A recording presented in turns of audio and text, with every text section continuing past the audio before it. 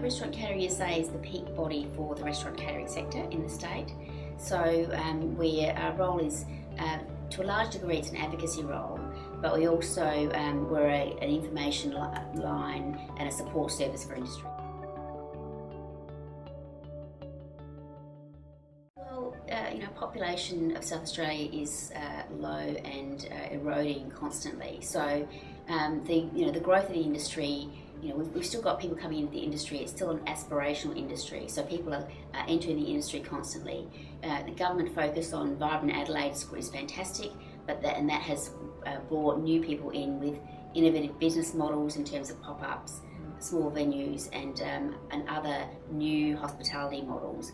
But of course, without a growing population, all that's doing is eroding existing businesses' revenue.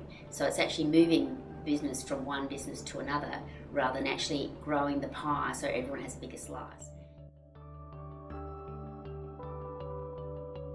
And there's also issues around skill shortage.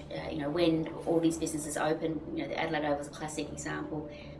This week we've got an absolute peak time in in the Adelaide community with the Ashes are on. We've got Stereosonic this weekend. We've got a lot of activity in terms of social things to do in hospitality in the state. And at a time like this, with new venues opening, there aren't enough staff in the state, so people are just moving from one job to another, or they're job sharing.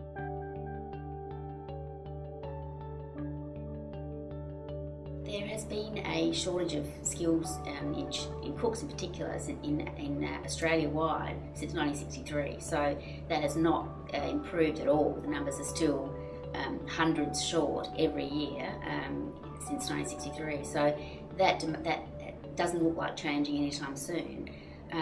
Australia just doesn't have enough people to do those jobs, so Australia-wide we need significant change in the way we look at the labour force and the way that governments determine who goes where and what the need is.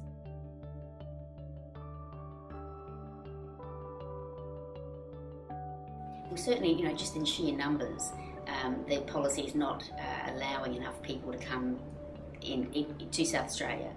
We've got such a small share of the national and international migration in terms of not only skills but also business migration. And so, policy has to change to enable that focus on South Australia's ageing and shrinking economy to be fixed. So, there needs to be significant rethink on how those policies have impact on all industries and particularly ours.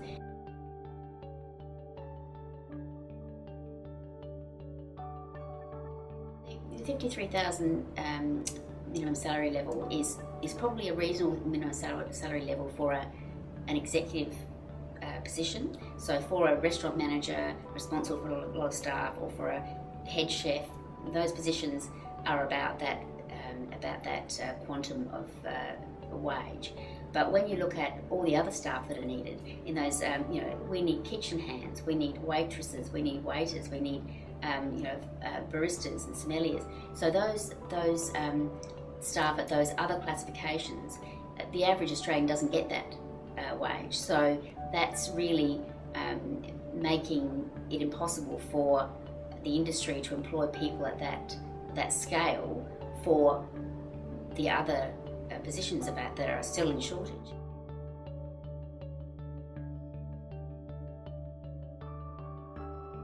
I think the key is one size fits all. So there can't be one size fits all, because there are 7 classifications in the restaurant industry award, more in the hotel in the sort of hospitality industry general award, and then there's the fast food award and all the other awards. So each award has a different levels of classification. So you can't say that a kitchen hand is working at a level where they're entitled to and deserve $53,000. So there should be a scale reflective of the market rate to ensure that the right people are coming in to work at the right classification for a business. And at the moment, the minimum salary level is working only at that executive level.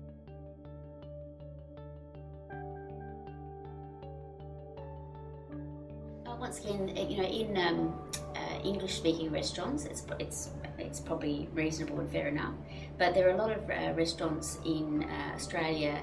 We're made up of a culturally diverse community, and we're made up of people who come from all over the world and come to settle in Australia and stay here. Our diverse restaurant industry is made up of an enormous number of cultures that settle here and bring their cultural diversity to Australia. And now that we're a global world, and we travel and we taste flavours and cuisine styles from all over the world, and we come to expect that in Australia too. So people come to Australia and they set up a restaurant, and they might need a particular skill set to actually prepare that food and to service it.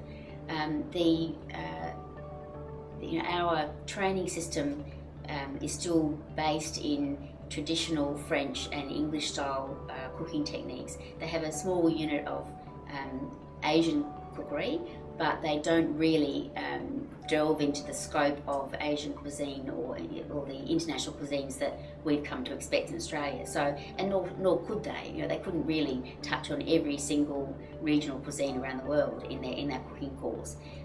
What that means is that if someone has a specific ethnicity and really wants staff to cook that particular cuisine style, they have to either teach them themselves, or they have to hire people from overseas to come in and cook that cuisine style.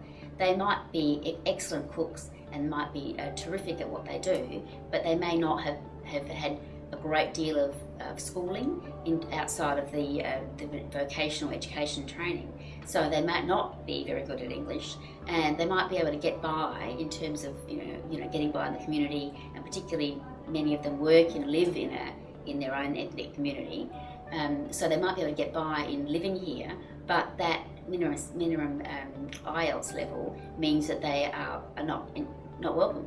So that creates a challenge for businesses that are trying to employ a specific chef with a specific skill set, because then they have to expect them to go off and learn English to a particular level that they're not interested in doing. So that's a challenge for both industry and for the workers who want to come to Australia and have a new opportunity.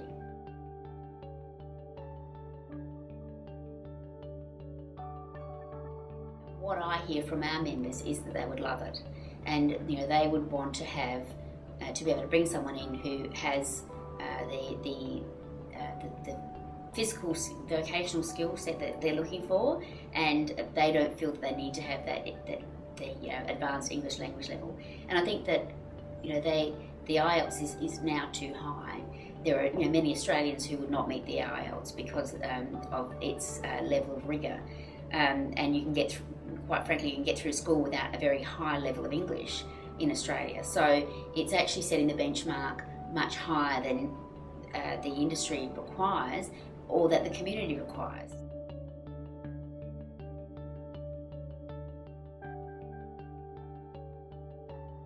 Yes, it is that many of them have to go home and then try to reapply and struggle through the mire of permanent residency. So it's a real pain for employers and for those workers that have made a decision that they want to work here and enjoy Australia and potentially become permanent residents.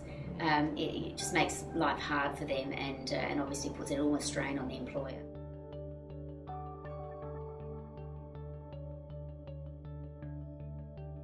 Absolutely, it would benefit the industry in terms of that labour pool, because it would certainly bring more people here who A, want to work in the industry, B, those that are going through university who have time and want to earn, so they would be part of that pool of casual labour during peak times, Christmas, March, and so on in South Australia. So it would certainly improve the labour market and the ability for industry to continue to grow, but it would also bring customers. So